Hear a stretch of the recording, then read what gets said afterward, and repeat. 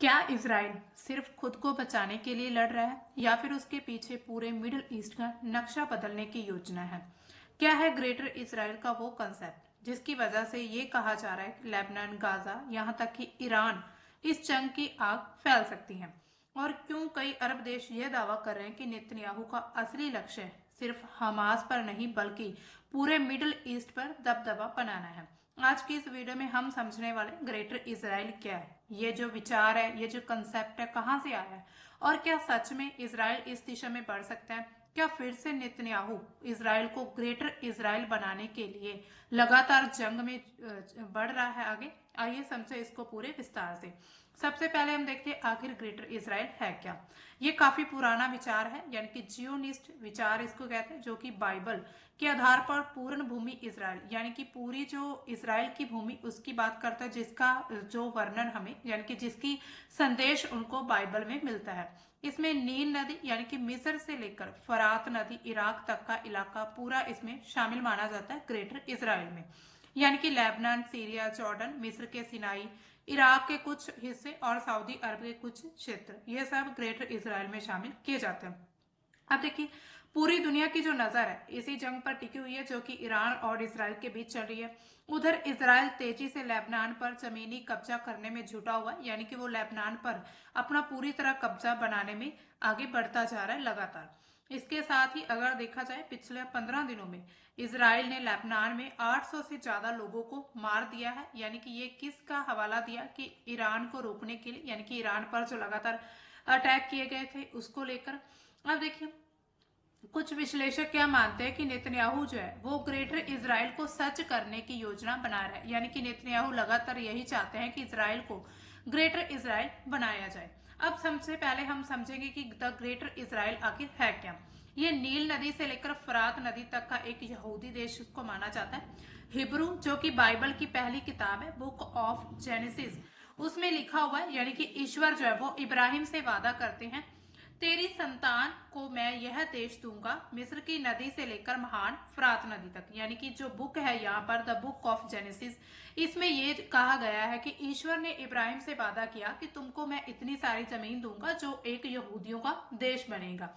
इसके अलावा मिस्र की जो यानी कि जो नदी है वो मतलब मिस्र में यानी कि इजिप्ट में नील नदी वहीं पर बहती है, वहीं पर फरात नदी सीरिया इराक से होकर गुजरती है। अगर हम इन पूरे क्षेत्र की बात करें, इन दोनों नदियों के बीच इसराइल और फिलिस्तीन के अलावा पूरा जॉर्डन, कुवैत, लेबनान, ये सभी कंट्रीज इसी में आते हैं। यहाँ पर अगर हम मैप में समझे, यहाँ पर यह सऊदी अरब, इराक, इराक के साथ यहाँ पर ईरान की थोड़ी सी बाउंड्री है। इधर है सीरिया, जॉर्डन, ये और इसराइल कंट्री हमें यही देखने को मिलती है, ये है इसराइल।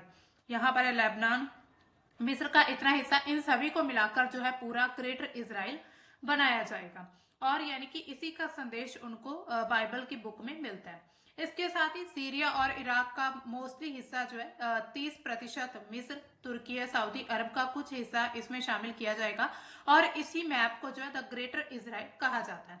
इसके अलावा कुछ जो यहूदी हैं यानी कि पत्रकार थियोडोर, उन्होंने 19वीं सदी के आखिर में अपनी एक डायरी पर लिखा था कि इजराइल देश की इसी अवधारणा को उन्होंने जिक्र किया। उन्होंने कहा, यहूदी देश मिस्र की नदी से फरात नदी तक फैला होगा। यानी कि ये जो विचार है ये कोई कुछ दिनों का या फिर कुछ महीनों का नहीं, काफी दशकों पुराना विचार है जो द ग्रेटर इजराइल को बनाने का। इसके अलावा जब 1969 में युद्ध में इसराइल ने गाजा, वेस्ट बैंक और जितने भी इलाके उन पर कब्जा किया था, तब से ही ग्रेटर इसराइल की चर्चा बढ़नी शुरू हुई और तब से इसराइल के मन में ग्रेटर इसराइल बनाने का विचार चल रहा है। इसके अलावा 1977 में एक ऐसा दशक आता है, उसमें इसराइल के प्रधानमंत्री जो बनते हैं मेनाकेम बेगिन, उन्होंने भी इसी विस्तार को आगे बढ़ाने की कोशिश की। यानी कि उनका भी सेम यही विचार था जैसा कि आज नेतन्याहू का है। उन्होंने उनके मैनिफेस्टो में लिखा था कि समुद्र से जॉर्डन के बीच पूरा इलाका जो वो पूरा यहूदियों का है।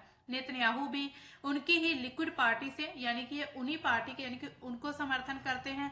और इसी तरह ही हम समझ सकते हैं कि जो नेतन्याहू है वो किस तरह अपने जो यानी कि उनके पूर्ववर्ती जो रह चुके प्रधानमंत्री उनके विचारों को आगे बढ़ाने की कोशिश कर रहे हैं। इसके अलावा फिलिस्तीन लिबरेशन ऑर्गेनाइजेशन के लीडर यासेर अराफात, उन्होंने भी दावा किया इसराइल के झंडे में दो नीली पट्टियां नील और फरात नदी का प्रतीक है। यहाँ पर अगर हम देखें, यहाँ पर आप इसराइल का मैप देख सकते हैं। ये जो नीली यानी कि दो नीली पट्टियां बनाई गई है मैप में, इनका मानना है कि ये नील नदी और फरात नदी का एक सिंबल है, जो ये कहते हैं कि पूरा ग्रेटर इजराइल नील और फरात नदी के बीच का पूरा हिस्सा रहेगा। अब देखिए, क्या ग्रेटर इजराइल का सपना अभी भी जिंदा है?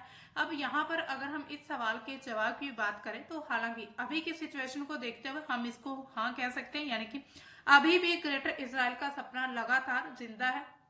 और इसी को पूरा करने के लिए लगातार जो इसराइल अपनी कोशिश कर रहे हैं, उसने कैसे गाजा पर अटैक किए, हमास के मतलब हमास को खत्म करने के एक तरह से हवाला देकर उन्होंने ये कहा कि वो हमास पर अटैक करें, लेकिन वहां पर उन्होंने पूरे गाजा को तहस नहस कर दिया। और इसी से हम समझ सकते हैं किस तरह से उन्होंने अपना जो है पहला स्टेप आगे बढ़ा लिया, यानी कि गाजा पर कब्जा करने के लिए।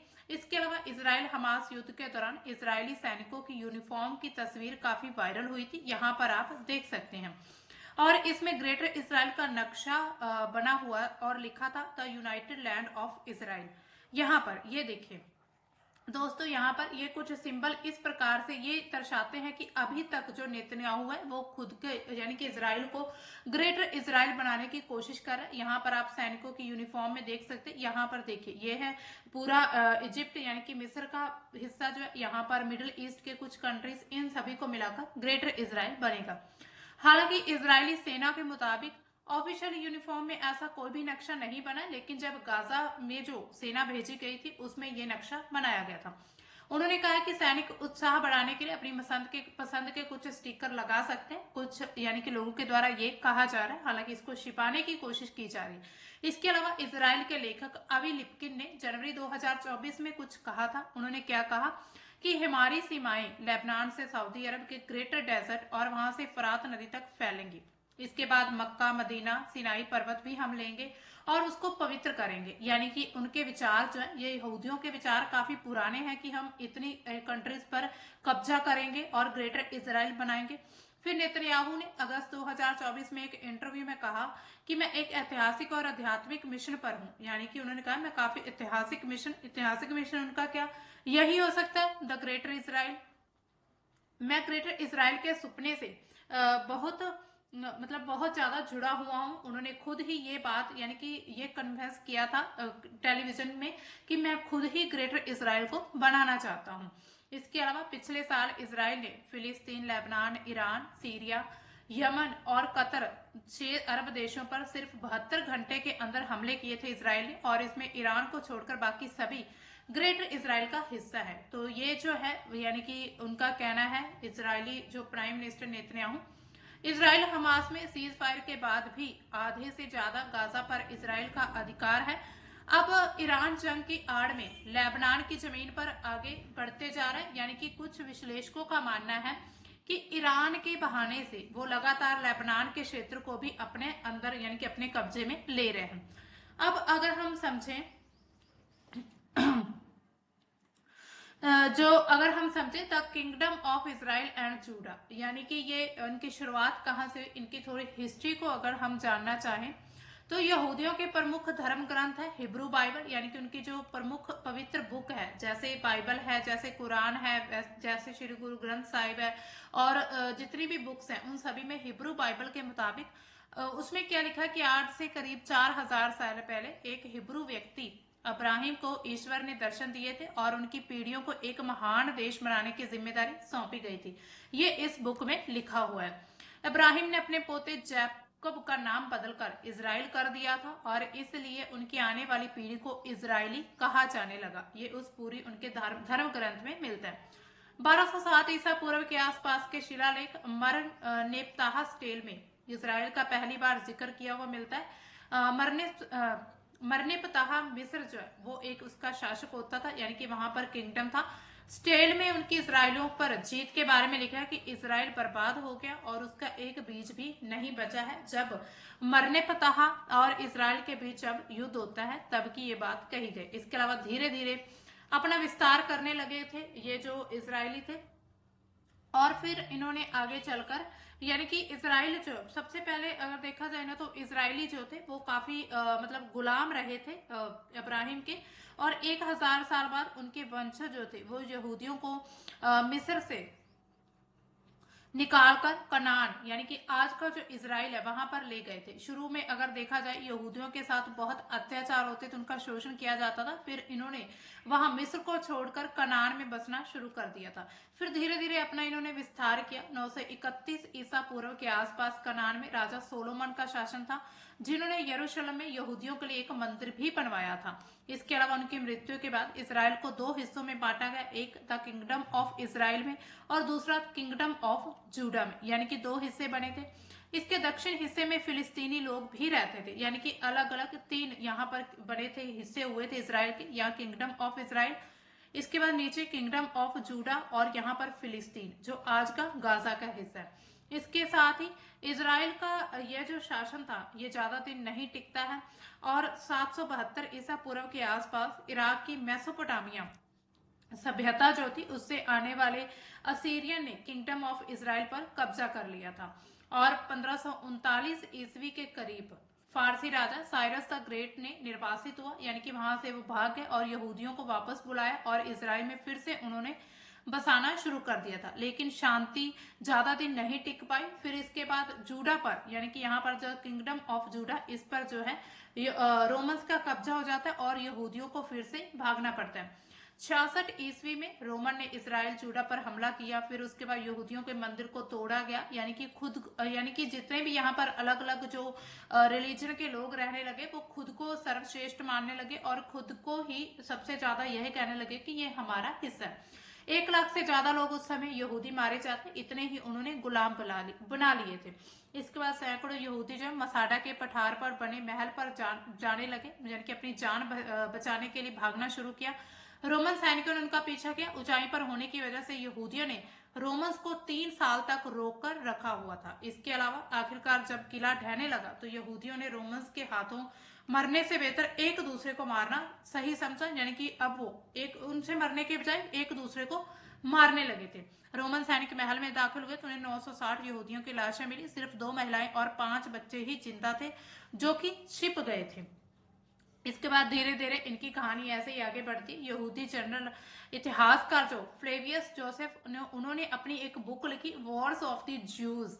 उसमें 7वें वॉल्यूम में ये कहानी पूरी लिखी है, जो उन्होंने यानी कि इस कहानी का वर्णन किया है, जैसे भागने की कहानी या फिर रोमनों से कैसे वो मरना नहीं चाहते थे। इसके अलावा अगर देखा जाए तो इस घटना की सच्चाई पर काफी विवाद भी रहते हैं, लेकिन आज भी यहूदी इसे महान त्याग के रूप में याद करते हैं। इजरायली सैनिक यहाँ पर शपथ लेते हैं कि मसाडा फिर कभी नहीं गिरेगा, यानी कि जहां पर उन्होंने रहना शुरू किया था। रोमन साम्राज्य ने जूडा और इजराइल का नाम बदलकर सीरिया पैलेस्टीना कर दिया। यहूदी इजराइल छोड़कर यूरोप जैसे दुनिया के दूसरे इलाकों में बसने शुरू कर दिए थे। इसके अलावा फिर यूरोप में भी कुछ यहूदी मारे गए थे। फिर शुरू हुआ जायोनिज्म, यानी कि यूरोप में जब यहूदियों को मारना शुरू किया जाता है फिर जायोनिज्म नाम का एक उस समय पर एक लहर दौड़ती है, एक आंदोलन शुरू होता है। यहूदी जब यूरोप पहुंचते हैं अलग अलग देशों में रहने के लिए, वहां ईसाई धर्म का विस्तार हो रहा था। ईसाई यहूदियों को ईसा मसीह की मौत का जिम्मेदार मानकर अपना दुश्मन समझते थे, यानी कि जो ईसाई लोग थे उनको ये लगता था जो ज्यूज है यहूदी उनके दुश्मन है। 19वीं सदी में राष्ट्रवादी आंदोलनों की शुरुआत के बाद ये और ज्यादा खाई बढ़ती गई। 1894 में फ्रांस को यह पता चला कि उनकी सेना का कोई अधिकारी जर्मनी को खुफिया जानकारी दे रहा है। शक जो है वो सीधे यूनिट के यहूदी अधिकारी अल्फ्रेड ड्रेफस पर जाता है, यानी कि उन पर डाउट किया जाता है। सबूत ना होने के बावजूद ड्रेफस को फिर उसको सजा दी गई और चौराहे पर उनकी वर्दी से सितारे निकाले गए थे, तलवार तोड़ दी गई थी, सड़क पर परेड निकाली गई। नाराज भीड़ ने नारे लगाए कि यहूदियों की मौत हो, यानी कि यहूदियों ज्यूज को मारने की अपील की गई थी। 2 साल के बाद एक फ्रेंच अधिकारी को पता चला कि जासूसी ड्रेफरेस नहीं बल्कि ईसाई मेजर फर्निनैंड वॉलनिस हैं। उन्होंने यानी कि जासूसी की है, वो जर्मन को पूरी जानकारी दे रहे थे, लेकिन कोई भी कार्यवाही नहीं की गई थी। इसी तरह रूस के पूर्व राजा अलेक्जेंडर द्वितीय उसकी हत्या कर दी जाती है और उसके बाद अफवाह फैली कि उसमें यहूदियों का हाथ है, यानी कि अगर कुछ भी कहीं होता था उसमें यहूदियों का हाथ माना जाता था। यहूदियों को लूटने और हत्या करने का सिलसिला फिर शुरू होता है और उन पर बहुत सारी पाबंदियां लगाई गई थी। दुनिया भर में यहूदियों की हालात देखकर पत्रकार थियोडोर हर्जल ने एक अलग यहूदी देश की मुहिम चलाई, यानी कि अलग से एक उनका आंदोलन चलता है और इसका नाम पड़ता है जायोनिज्म। और इसी आंदोलन को जो है यानी कि अपने अलग देश की मांग करने को जायोनिज्म का नाम दिया जाता है। इसे पूरा करने के लिए वर्ल्ड जायोनिस्ट ऑर्गेनाइजेशन बनाई गई थी, WZO। हर्जल की 1896 में एक किताब छपी थी, द जूश स्टेट। उसमें लिखा है कि हमें यहूदियों के लिए एक अलग देश बनाना होगा। हम धीरे धीरे करके वहां जाएंगे, जमीन खरीदेंगे, अपनी खेती शुरू करेंगे, व्यापार बनाएंगे, पैसा कमाएंगे। हमारा देश बसने में कई दशक लग सकते हैं, ये उनका कहना है। कहा जाता है कि इसके लिए दो देशों पर चर्चा की गई थी, अर्जेंटीना और फिलिस्तीनी। हर्जन ने फिलिस्तीनी की वकालत में लिखा, फिलिस्तीनी हमारा अपना एक ऐतिहासिक घर है, जो हमारे लोग यहाँ जाना चाहेंगे। हम ऑटोमन साम्राज्य के सुल्तान से कहेंगे कि फिलिस्तीन के बदले हम उनका जो है कर्ज चुका देंगे। तो इसी तरह धीरे धीरे जो है उन्होंने फिलिस्तीन में बसना शुरू कर दिया था। यहूदियों ने फिर फिलिस्तीन में जब शरण ली, फिर एक अलग देश बनाया गया। फिलिस्तीन को यहूदी देश बनाने की मांग लेकर हर्जल 20वीं सदी की शुरुआत में ऑटोमन राजा अब्दुल हमीद द्वितीय के पास पहुंचते हैं और राजा ने अलग देश तो नहीं बनाने दिया, लेकिन शरण मतलब उनको देनी शुरू कर दी थी। दुनिया भर से सताए जितने भी यहूदी लोग थे वो फिलिस्तीनी पहुंचने लगे। पहले विश्व युद्ध के दौरान 1917 में ब्रिटेन ने एक डिक्लेरेशन साइन किया था, फिलिस्तीन यहूदियों का घर है, ब्रिटेन ने कहा, और उन्हें यह दिलाने के लिए पूरा प्रयास किया जाएगा। यानी कि इस समय पर आकर ब्रिटेन भी उनका साथ देने लगा था। जब युद्ध खत्म होता है तो उसके बाद दुनिया भर से यहूदियों की फिलिस्तीन आने की तादाद बढ़ती गई। ये लोग फिलिस्तीन में खेती व्यापार करने के लिए जमीन खरीदते। धीरे धीरे इलाका में उनका फिर अपना खुद का रुतबा बढ़ने लगा। 1914 में जहां पर फिलिस्तीन में सिर्फ 8% यहूदी थे, 1936 तक 28% हो गए। अरब देश इससे असुरक्षित महसूस करने लगे। अरब कंट्रीज को ये लगा कि अब अगर यहूदी यहाँ पर आ गए तो हो सकता है उनके अस्तित्व को खतरा हो, या फिर उनकी जो आसपास का क्षेत्र है वो भी यहूदियों के द्वारा हड़प लिया जाए। इसी समय नाजी जर्मन यानी कि हिटलर ने भी यहूदियों का नरसंहार शुरू कर दिया था और ज्यादा यहूदी जो थे वो फिलिस्तीन की तरफ भागने लगे खुद की जान बचाने के लिए। दूसरा विश्व युद्ध खत्म होने के बाद ब्रिटेन ने यहूदियों से अलग देश की मांग का मसला यूनाइटेड नेशन यानी कि यूएन को भेज दिया था। इसके बाद 29 नवंबर 1947 को यूएन ने फिलिस्तीन को दो हिस्सों में बांटने का रेजोल्यूशन पास किया।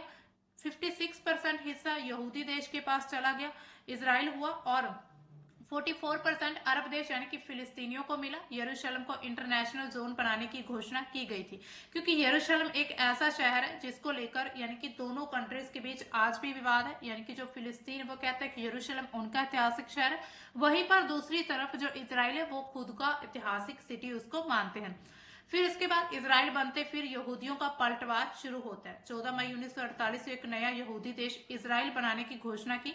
इसके अगले ही दिन अरब देश इजराइल पर हमला करना शुरू कर दिया। 8 महीने की जंग में करीब 7.5 लाख फिलिस्तीनी जो थे वो विस्थापित हो गए।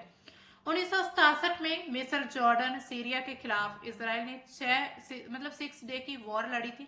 यरूशलेम, West Bank, Gaza, Golan Heights, तुर्की के सिनाई पर उसका कब्जा हो गया और बाद में मिस्र के साथ शांति समझौता और सिनाई पर्वत उनको लौटा दिया। 2006 में गाजा पर भी कब्जा छोड़ दिया गया था। 1973 में एक बार फिर अरब देश इजराइल के बीच युद्ध होता है। अमेरिका की मदद से इजराइल बेहद आसानी से जीत जाता है, यानी कि यहीं पर यूएसए का एंट्री होती है और यूएसए जो है वो इजराइल को सपोर्ट करना शुरू कर देता है। 7 अक्टूबर 2023 को हमास ने 5000 रॉकेट के साथ इजराइल पर सबसे बड़ा हमला किया था। फिलिस्तीन के लड़ाके समुद्र, हवा, जमीन से इजराइल में घुसे थे। इजराइल ने फिर उसी समय वॉर छेड़ दी थी। 2 साल बाद अक्टूबर 2025 में जब सीज फायर हुआ तब 90% गाजा तबाह हो चुका था। 70,000 से ज्यादा लोग मारे जा चुके थे। 28 फरवरी को इजराइल ने अमेरिका के साथ मिलकर ईरान पर हमला किया और जंग के बीच लेबनान पर भी हमला कर रहा है। यानी कि अभी अगर देखा जाए यहीं पर आज 17वां दिन है जो ईरान और इजराइल के युद्ध का। दूसरी तरफ इजराइल जो है वो लेबनान पर भी अपना कब्जा बनाए हुए। इसके अलावा चीन के प्रोफेसर क्या कहते हैं, ईरान जंग के जरिए इजराइल का मकसद है ईरान को खत्म करना और अमेरिका को मिडिल ईस्ट से बाहर निकालना। इजराइल खाड़ी देशों को खत्म करके ग्रेटर इजराइल बनाना चाहता है। यहाँ पर अलग अलग विचार लोगों के आ रहे हैं। अब देखिए ग्रेटर इजराइल पर अरब कंट्रीज क्या कहती हैं। 1948 में इसराइल बना, तब अरब देशों ने उन्हें मान्यता नहीं दी। 1979 की यानी कि 1979 की संधि समय मिस्र इसराइल को मान्यता देने वाला पहला देश बनता है। उसके बाद जॉर्डन, यूएई, बहरीन, इन सभी ने मान्यता देनी शुरू कर दी थी।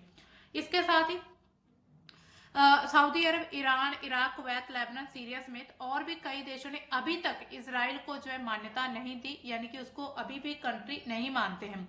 ये उनकी विस्तारवादी नीति के खिलाफ भी है, जैसे कि वो ग्रेटर इसराइल करना चाहते हैं, उसके अगेंस्ट भी ये कंट्रीज काम करती हैं। ये जब नेतन्याहू ने एक इंटरव्यू में ग्रेटर इसराइल से अपना जुड़ाव बताया तो 31 अरब और इस्लामिक देशों ने इसे अंतर्राष्ट्रीय कानून का उल्लंघन माना।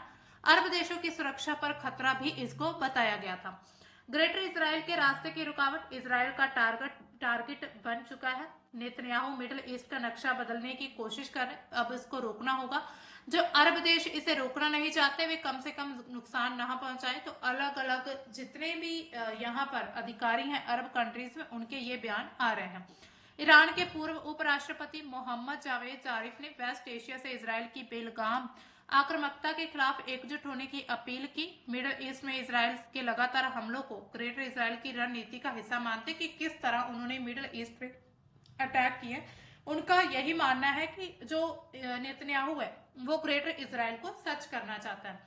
सितंबर 2025 में जब इसराइल ने 6 मुस्लिम देशों पर हमला किया तो अरब इस्लामिक देशों की इमरजेंसी बैठक हुई। हालांकि इसके बावजूद सऊदी अरब, जॉर्डन, मिस्र जैसे देशों ने इसराइल के साथ अभी तक अपनी साझेदारी बनाई रखी है। अरब देशों का ज्यादातर विरोध बयान के जरिए रहा। दरअसल ज्यादातर जितनी भी अरब कंट्रीज है उनके पास इसराइल जितनी एडवांस मिलिट्री नहीं है, उनके पास टेक्निक नहीं है। उन्होंने अमेरिका और यूरोप से ही हथियार खरीदे हैं। अब देखिए सवाल उठता है, क्या ग्रेटर इसराइल फिर से बन पाएगा? अभी तक सिर्फ एक थ्योरी है, इसे की हकीकत बनने के रास्ते में बहुत बड़ी अड़चने अभी तक बनी हुई है। आबादी कंट्रोल नहीं की जा सकती। हालांकि आबादी को कंट्रोल करने की पूरी कोशिश की जा रही। लगातार जहां पर काफी बड़ी तादाद में लोग रहते हैं वहां पर अटैक किए जाते हैं।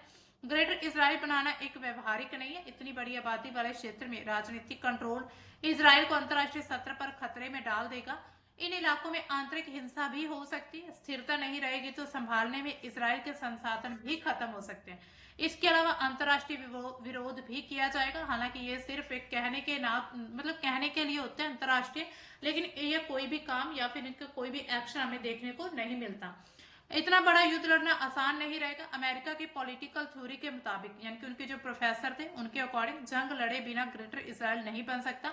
जब इसराइल अपने से कम एडवांस आर्मी से जंग लड़ेगा तो आम नागरिकों की मौत होगी, यानी कि जो आम जनता है उनको सबसे ज्यादा नुकसान रहेगा। और इससे इंटरनेशनल सपोर्ट और सहानुभूति मिलनी भी बंद हो जाएगी। यानी कि यहाँ पर जो है कुछ कंट्रीज जो अभी तक इसराइल को सपोर्ट देती हैं वो सब सपोर्ट देना भी बंद कर देगी। लेकिन अब सोचिए, अगर ग्रेटर इसराइल बन जाता है तो इससे का क्या क्या प्रभाव देखने को मिलेगा। पहला है पूर्व क्षेत्र में महायुद्ध, यानी कि मिस्र, Jordan, Syria, Iraq, Iran, Lebanon, Turkey, Iran जैसी कंट्रीज मिलकर जो है वो युद्ध, यानी कि देश जो है मिलकर लड़ सकते, एक हो सकते हैं। इसके अलावा सीरिया में फरात तक कॉरिडोर बनाने से ही एक बड़ा युद्ध छिड़ेगा, अगर कॉरिडोर भी बनाया जाता है। इसके साथ ही वैश्विक अर्थ संकट आ सकता है। गल्फ कंट्रीज के जो तेल क्षेत्र है जो आज भी काफी ज्यादा युद्ध से प्रभावित हो रहे हैं, तेल की कीमतें बढ़ जाएंगी। भारत जैसे देशों पर सीधा असर पड़ेगा। महंगाई, पेट्रोल, डीजल संकट भारत में देखने को मिलेगा। अब अगर हम भारत का रुख देखें तो अभी तक भारत ने किसी भी कंट्री को पूरी तरह से सपोर्ट नहीं किया। हालांकि भारत ने हमेशा शांति की अपील की है लोगों के लिए, यानी कि जो आम जनता है उनको नुकसान ना पहुंचाए। जितनी भी कंट्रीज में विवाद तनाव चले वो आपस में बैठकर अपना मसला सुलझा सकते हैं। इसके अलावा अंतर्राष्ट्रीय अलगाव भी बढ़ सकता है। इसराइल के अंदर क्या होगा अगर मान लीजिए ग्रेटर इसराइल बनता है, तो अल्पकाल में बाइबल सपना पूरे होने का जश्न तो मनाया जाएगा, लेकिन लंबे समय में जितने भी अरब बहुमत है उनसे डेमोग्राफिक संकट होगा, आंतरिक विद्रोह, यानी कि धर्मों के बीच आपस लोगों की लड़ाई हो सकती, सुरक्षा खर्च बढ़ जाएगा, अर्थव्यवस्था भी हिल सकती है इसराइल की। और ज्यादातर इसराइली खुद को पूरे ग्रेटर इसराइल को फ्रिंज यानी कि चरम पर मानते, केवल वेस्ट बैंक गोलन तक समर्थन जो है ज्यादा दिया जाएगा। यानी कि लगातार जो इसराइल है वो अपने ग्रेटर इसराइल बनाने के टारगेट को पूरा करने की कोशिश कर रहा है। तो क्या सच में ग्रेटर इसराइल का कोई प्लान चल रहा है? तो क्या यानी कि इस पर जितनी भी अलग अलग जो एक्सपर्ट्स हैं उनकी राय हमेशा से ही अलग रही है। कुछ लोग इसे सिर्फ एक राजनीतिक धार्मिक विचार मानते हैं, कुछ लोग मानते हैं कि मिडिल ईस्ट की अभी जो जंग है वो इस बहस को नई नई हवा दे रही है, यानी कि इसी टारगेट को पूरा करने के लिए लगातार इजराइल ईरान पर हमले कर रहा है। अगर इसराइल, ईरान और लेबनान के बीच यह टकराव बढ़ेगा तो मिडिल ईस्ट का नक्शा और राजनीति दोनों ही बदल सकते हैं। आप क्या सोचते हैं? क्या ग्रेटर इसराइल सिर्फ एक विचार है या सच में मिडिल ईस्ट में कोई बड़ा भू राजनीतिक खेल चल रहा है? आप अपनी राय कमेंट सेक्शन में जरूर बताइएगा।